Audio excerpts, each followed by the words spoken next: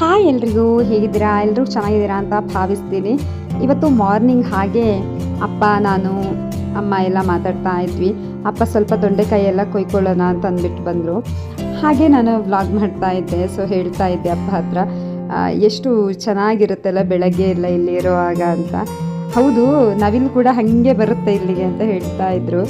ಏನೇ ತರಕಾರಿ ಮಾಡಲಿ ಅದನ್ನೆಲ್ಲ ತಿನ್ನಕ್ಕೆ ಅಂತಲೇ ಬರುತ್ತೆ ಅಂತ ಹೇಳ್ತಾ ಇದ್ರು.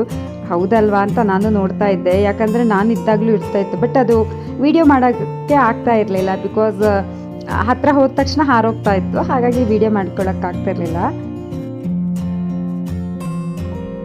ಅದಾದಮೇಲೆ ನಾನು ಮತ್ತು ಪಾಪು ಬ್ರೇಕ್ಫಾಸ್ಟ್ ಮಾಡೋಣ ಅಂತ ಅಂದ್ಬಿಟ್ಟು ಇಲ್ಲಿ ದೋಸೆ ಎಲ್ಲ ತಿನ್ಕೊತಾ ಇದ್ದೀವಿ. ಅಮ್ಮನ ಮನೆಗೆ ಬಂದರೆ ಒಂಥರ ಖುಷಿ ಅಲ್ವಾ, ಎಲ್ರಿಗೂ ಇರುತ್ತೆ ಇದೊಂದು. ಮದುವೆ ಆದ ನಂತರ ಅಮ್ಮನ ಮನೆಗೆ ಬಂದಾಗ ಏನೂ ಕೆಲಸ ಮಾಡದೆ ಆರಾಮಾಗಿ ಒಂದು 4 ದಿನ ಅಮ್ಮನ ಮನೆಯಲ್ಲಿದ್ದು ಹೋಗೋಣ ಅಂತ. ಹಾಗೆ ನಾನು ಐ ಥಿಂಕ್ ನಾನು ಪಾಪು ಹುಟ್ಟಿದ ಮೇಲೆ ನಾನು ತುಂಬ ಸಲ, ಎಷ್ಟೋ ಸಲ ನಾನು ತಣ್ಣಗಿರೋ ಟೀನೆಲ್ಲ ಕುಡಿದಿದ್ದೀನಿ. ಸೊ ಇವತ್ತು ಬಿಸಿ ಬಿಸಿಯಾಗಿ ಅಮ್ಮ ಟೀ ಆಮೇಲೆ ದೋಸೆ ಎಲ್ಲ ಹಾಕ್ಕೊಟ್ರ, ಹಾಗೆ ಬಿಸಿ ಬಿಸಿಯಾಗಿ ತಿನ್ನೋಣ ನಾನು ಪಾಪು ಸೇರಿಕೊಂಡು ಅಂತ ಅಂದ್ಬಿಟ್ಟು ತಿಂತಾ ಇದ್ದೀವಿ. ಸೊ ಹೀಗೆ ನಮ್ಮ ತವ್ರ ಮನೆಗೆ ಬಂದರೆ ಎಲ್ಲ ಹೀಗೇನೆ ಅಲ್ವಾ. ಇದು ಆ್ಯಕ್ಚುಲಿ ಬೆಂಗಳೂರಿಗೆ ಹೋಗೋಕ್ಕಿಂತ ಮುಂಚೆನ ವ್ಲಾಗ್, ಅಂದರೆ ನಾನೊಂದು ಮಿಡ್ಲಲ್ಲಿ ಒಂದು ಬೆಂಗಳೂರಿನ ವ್ಲಾಗ್ ಹಾಕಿದ್ದೀನಿ. ಸೊ ಅದಾದಮೇಲೆ ನಾನು ಇದು ಹಾಕೋ ಮೊದಲು ಅದು ಹಾಕಿದ್ದೀನಿ. ಹಾಗಾಗಿ ಇರಲಿ ಅಂತ ಹೇಳಿ ಹಾಗೆ ಕಂಟಿನ್ಯೂ ಮಾಡ್ತಾ ಇದ್ದೀನಿ.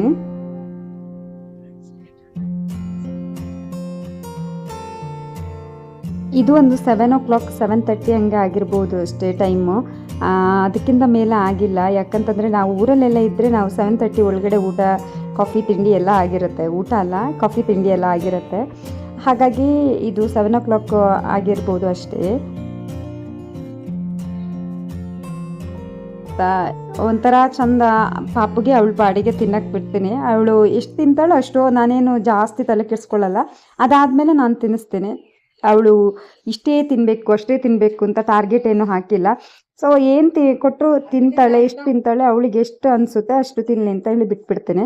ಅದು ಇದಾದಮೇಲೆ ನಾನು ಆಮೇಲೆ ಊಟ ಮಾಡಿಸ್ತೇನೆ ಅವಳಿಗೆ. ಊಟ ಆದರೆ ಊಟ, ದೋಸೆ ಆದರೆ ದೋಸೆನೇ ತಿನ್ನಿಸ್ತೀನಿ.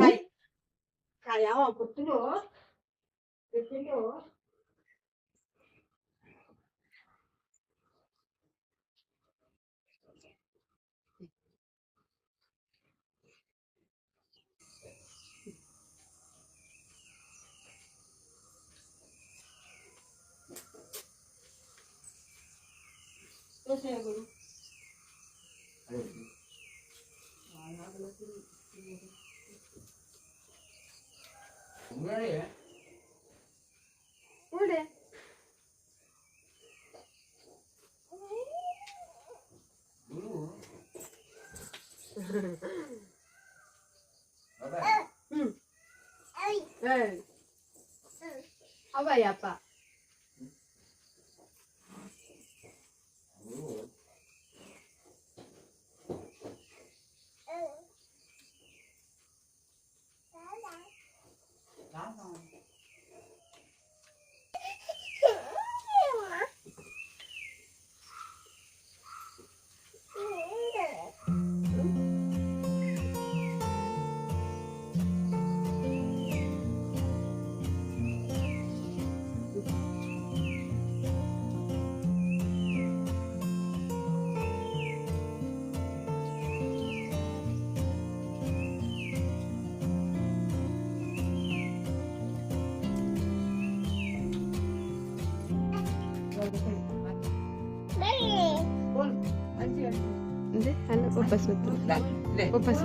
ವಾಪಸ್ ಬರ್ತನ ಆಗ್ತಾಯ್ತದೆ ತೋರ್ಪಿಸರಿ ಕೈ ನಿಮ್ಗೆ.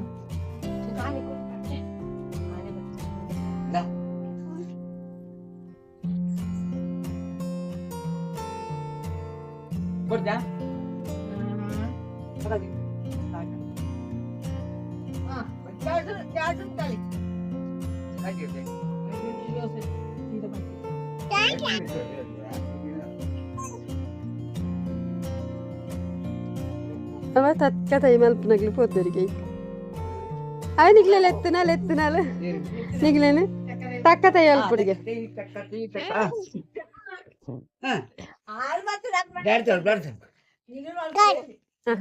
ಬತ್ತಲ್ ನಾಯ್ದಡೆ ಬಂಗೆ ಸುತ್ತಿಗೆ ಸೂತಡಿಗೆ ಜೋಕ್ಲೆಗೆ ಬಾರಿ ಅಂತ ಅವ ತಕ್ಕ ತೈ ಅಲ್ಪನ ಅಜ್ಜ ತಕ್ಕ ತೈ ಅಲ್ಪನ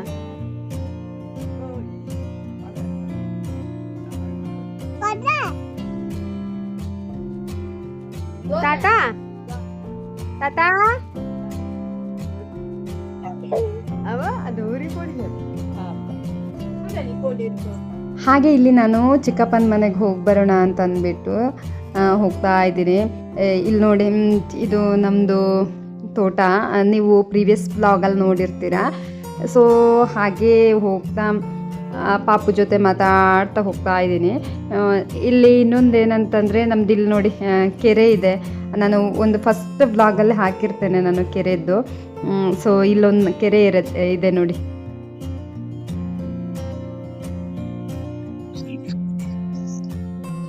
ಇವತ್ತು ನಮ್ಮ ತೋಟನ ತೋರಿಸ್ತೇವೆ ಆಯ್ತಾ. ಏನಂದ್ರೆ ಇದ್ ನೋಡಿ, ಇದ್ರಲ್ಲಿ ಮಳೆಗಾಲ ಬಂದ್ರೆ ಫುಲ್ ನೀರಾಗ್ತದೆ.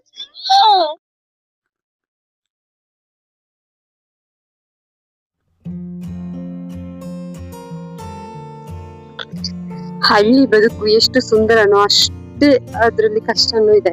ಯಾಕಂದ್ರೆ ಮಳೆಗಾಲದಲ್ಲಿ ಮಳೆ ಸರಿಯಾಗಿ ಬಂದಿಲ್ಲ ಅಂತಂದ್ರೆ ಬೆಳೆ ಇರಲ್ಲ ಇವರಿಗೆ. ಅಂದ್ರೆ ಮಳೆ ಹೆಚ್ಚಾಯ್ತು ಅಂತಂದ್ರೆ ಅಡಿಕೆ ಎಲ್ಲ ಹೋಗುತ್ತೆ. ಆಮೇಲೆ ನೋಡಿ ನಂಗೆ ಹೆಕ್ಕಕ್ಕಾಗಲ್ಲ, ನಂಗೆ ಅದನ್ನ ಮೇಲೆ ಹೆಕ್ಕಕ್ಕಾಗಲ್ಲ, ಪಾಪಿದೆಲ್ಲ ಕೈಯಲ್ಲಿ. ಸೊ ಏನಾದ್ರು ಇದ್ರೆ ಅಂತ ಅಂದ್ಬಿಟ್ಟು ಹೆಕ್ಕಕ್ ಹೋಗಲ್ಲ. ಮಳೆಗಾಲದಲ್ಲಿ ಆತರ ಪ್ರಾಬ್ಲಮ್ ಆಗುತ್ತೆ. ಮಳೆಗಾಲದಲ್ಲಿ ಸರಿಯಾಗಿ ಮಳೆ ಬಿದ್ದಿಲ್ಲ ಅಂತಂದ್ರೆ ಬೇಸಿಗೆ ಕಾಲದಲ್ಲಿ ನೀರಿರಲ್ಲ, ಜಾಸ್ತಿ ಬಿತ್ತು ಅಂತಂದ್ರೆ ಅಡಿಕೆ ಇರಲ್ಲ, ಈ ತರ. ಆಮೇಲೆ ಹೇಳುವಷ್ಟು ಸುಲಭ ಅಂತೂ ಖಂಡಿತ ಅಲ್ವಾ ಖುಷಿ ಬದುಕು. ಎಲ್ಲ ಮಳೆ ಮೇಲೆನೆ ಅವಲಂಬಿತವಾಗಿರುತ್ತೆ. ಆಮೇಲೆ ಚೆನ್ನಾಗಿ ನೀರ್ ಸಿಕ್ತು ಅಂತಂದ್ರೆ ಓಕೆ. ನಮ್ದು ತೋಟದ ನೀರು ಬೇರೆ, ಈ ತರ ಪ್ರಾಬ್ಲಮ್ ಇದೆ. ಅಂದ್ರೆ ಅದು ಹಲಸಿನ ಮರ ಇದೆ ಆ ಕಡೆ, ಅದ್ರದ್ದು ಎಲೆ ಎಲ್ಲ ಬಿದ್ದು ಬಿದ್ದು ಬಿದ್ದು ಬಿದ್ದು ಅದೊಂಥರ ಆ ಕಲರ್ ಅಲ್ಲಿ ನೀರು. ಸೊ ಆ ತರ ಎಲ್ಲ ಪ್ರಾಬ್ಲಮ್ ಇರತ್ತೆ. ಬಟ್ ಹೇಳಷ್ಟು ಈಸಿ ಅಂತೂ ಖಂಡಿತವಾಗ್ಲೂ ಇಲ್ಲ ಹಳ್ಳಿ ಬದುಕು. ಸೊ ಏನಾದ್ರು ಹೇಳ್ತಾರೆ ಹಳ್ಳಿ ಅಂದ್ರೆ ಈಸಿ ಅಪ್ಪ ಹಾಗೆ ಹೀಗೆ ಅಂತ. ಬಟ್ ಇಲ್ಲಪ್ಪ, ಖಂಡಿತವಾಗ್ಲೂ ಇಲ್ಲ. ಇದೊಂದು ದಾಸವಾಳ ಬಿದ್ದಿದೆ, ಕೆಂಪು ದಾಸವಾಳ. ಹಾಗೆ ಆಮೇಲೆ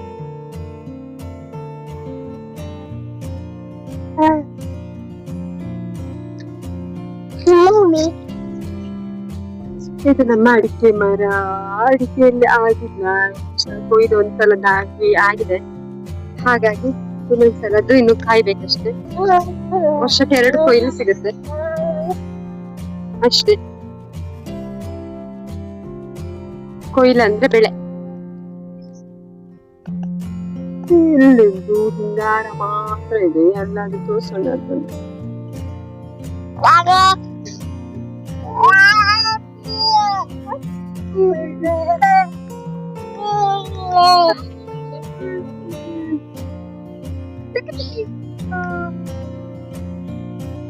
ನಾವಿಲ್ಲಿ ವೇಟ್ ಮಾಡ್ತಾ ಇದ್ವಿ ನನ್ನ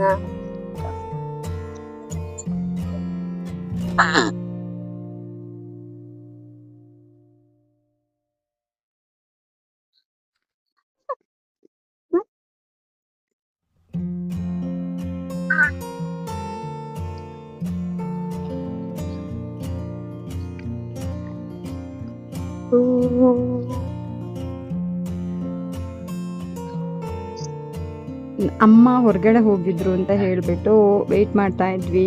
ಇನ್ನು ವೇಟ್ ಮಾಡ್ದೇನಕ್ಕೆ ಅಂತ ಅಂದ್ಬಿಟ್ಟು ಚಿಕ್ಕಪ್ಪನ ಮನೆಗೆ ಬಂದ್ವಿ. ಬಚ್ಚಂಗ ಈ ಕೋಳಿದ ಪತಾತನ ಬಂದಾಗ ಮಲ್ ಅಂದ ಅಂದ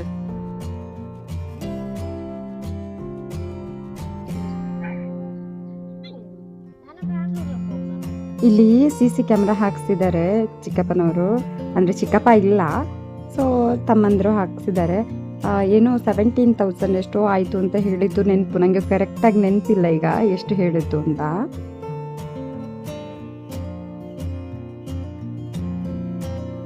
ಹಾಗೆ ಚಿಕ್ಕಮ್ಮ ಹೇಳ್ತಾ ಇದ್ರು ಬಾಳೆ ಗೊನೆ ಹಣ್ಣಾಗಿದೆ, ಹಣ್ಣಾದ್ರೆ ಅದನ್ನ ಏನ್ ಮಾಡೋದು ಮರಿದ್ದಿ, ದೊಡ್ಡ ಗೊನೆ ಕೊಡೋಕ್ಕೂ ಆಗಲ್ಲ, ಏನ್ ಮಾಡೋದು ಅಂತ ಗೊತ್ತಾಗ್ತಿಲ್ಲ, ಹಣ್ಣಾದ್ರೆ ತಗೊಳ್ಳೋದು ಇಲ್ಲ ಕಡಿಮೆ ರೇಟಿಗೆ ತಗೊಂತಾರೆ ಅಂತ ಹೇಳ್ತಾ ಇದ್ರು.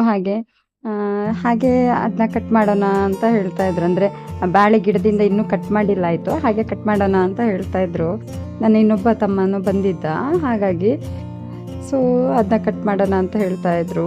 ಈಗ ಕಟ್ ಮಾಡಬೇಕು ಅಂತ ಹೇಳಿ ಇದು ಕತ್ತಿ ಎಲ್ಲ ತಂದರು. ಅಷ್ಟು ದೊಡ್ಡ ಬಾಳೆಗೊನೆಗೆ ಅವ್ರದ್ದೊಂದು 3 kg 4 kg ಲೆಸ್ ಆಗುತ್ತೆ, 27 kg ಸಮಥಿಂಗ್ ಇತ್ತದು. ಸೊ 3-4 kg ಲೆಸ್ ಆಗುತ್ತೆ. 1 kgಗೆ 20 ರೂಪಾಯಿ, ಒಂದೊಂದು ಸಲ 20 ರೂಪಾಯಿ ಕೊಡ್ತಾರೆ, ಒಂದೊಂದು ಸಲ 25, ಒಂದೊಂದು ಸಲ 15 ಇರುತ್ತೆ. ಹಾಗಾಗಿ ಒಂದು 500-600 ರೂಪಾಯಿ ಇದ್ರೂ ನಮಗೆ ಇಲ್ಲಿಂದ ಆಟೋದಲ್ಲಿ ಹೋಗಬೇಕು ಅಂತಂದರೆ 100 ರೂಪಾಯಿ ತೊಗೊತಾರೆ, 80 ರೂಪಾಯಿ ತೊಗೊತಾರೆ. ಸೊ ಅದೆಲ್ಲ ಲೆಸ್ ಮಾಡಿದಾಗ 400 ರೂಪಾಯಿ 300 ರೂಪಾಯಿ ಆಗ್ತದೆ ಅಷ್ಟೇ. ಸೊ ಹಾಗಾಗಿ ಅದೆಲ್ಲ ಕಷ್ಟಪಟ್ಟು ತಗೊಂಡು ಹೋಗಿ ಇಲ್ಲಿಂದ ವಾಪಸ್ ನಮಗೆ ಅಲ್ಲಿ ತನಕ ವಾಪಸ್ ಎತ್ಕೊಂಡೇ ಹೋಗಬೇಕು, ಅದೆಲ್ಲ ಕಷ್ಟ ಆಗುತ್ತೆ ಅಂತ ಅಂದ್ಬಿಟ್ಟು ಮಾರೋದು ಬೇಡ ಅಂತ ಹೇಳಿಬಿಟ್ಟು ಅವರು ಮನೆಯಲ್ಲೇ ಹಣ್ಣು ಮಾಡಿದ್ದಾರೆ. ನನಗೂ ಒಂದೆರಡು ಇದು ಕೊಟ್ಟರು, ಬೆಂಗಳೂರಿಗೆ ಬರೋದು ಅಂತ ಹೇಳಿದ್ದೆಲ್ಲ. ಸೊ ಹಾಗಾಗಿ ಸೊ ಚೆನ್ನಾಗಿತ್ತು.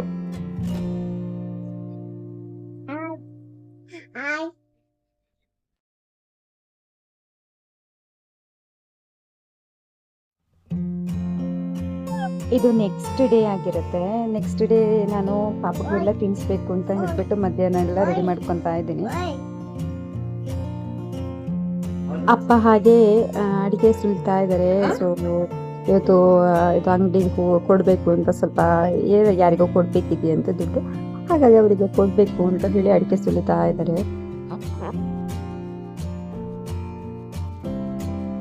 ಮಕ್ಕಳಿಗೆ ಊಟ ಮಾಡಿಸೋದು ಅಂತಂದ್ರೆ ದೊಡ್ಡ ಟಾಸ್ಕ್ ಆಯ್ತಾ. ಅದು ಒಂದು ಊಟ ಮಾಡಿಸಿ ಮುಗಿಸೋ ತನಕ ನಮಗೆ ನೆಮ್ಮದಿ ಇರಲ್ಲ.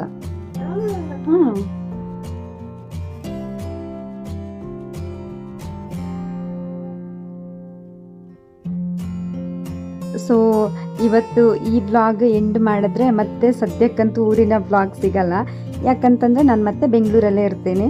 ಸೊ ಮತ್ತೆ ಇನ್ನು ಬೇರೆ ಬೇರೆ ರೀತಿಯ ವ್ಲಾಗ್ಗಳನ್ನ ಹಾಕ್ತೀನಿ. ಸೊ ಇಷ್ಟ ಆದರೆ ಲೈಕ್ ಮಾಡಿ, ಶೇರ್ ಮಾಡಿ, ಕಮೆಂಟ್ ಮಾಡಿ ಅಂತ ಹೇಳ್ತೀನಿ.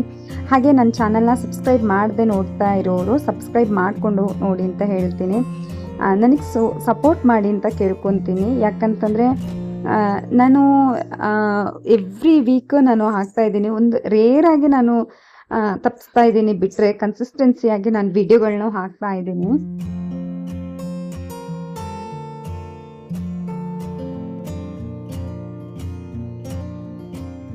ಅಪ್ಪನ ಹತ್ರ ಹಾಗೆ ಹೇಳ್ತಾ ಇದ್ದೆ, ಊಟ ಮುಗಿಸ್ಕೊಂಡು ಹಾಗೆ ಹೊರಡಬೇಕು ಅಪ್ಪ ಇನ್ನು.